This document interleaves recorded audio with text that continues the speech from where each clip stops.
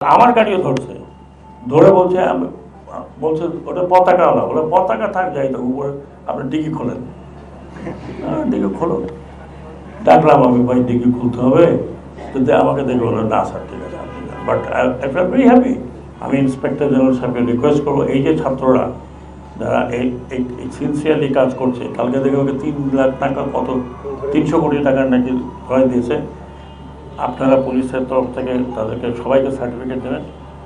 And this certificate আমি আমার ছাত্রদের উদ্দেশ্যে, এই সার্টিফিকেট যাতে আপনাদের ক্রেডিটে যায় চাকরির সময় এবং ইলেকশনের সময়, সরি এডুকেশনে, পরীক্ষা এবং সার্ভিস ক্ষেত্রে, এটা যেন মূল্যায়ন হয় যে তারা তাদের নিজেদের পয়সা দিয়ে তারা সড়ক ছাপ করছে, নিজেদের পয়সা দিয়ে তারা তাদের দেয়াল সুন্দর করছে।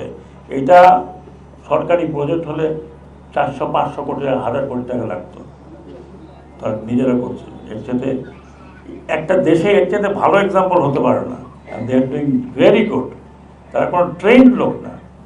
বাট আমার গাড়িও ধরছে, ধরে বলছে বলছে ওটা পতাকাওয়ালা, বলে পতাকা থাক যাই তো উপরে আপনি ডিগি খোলেন।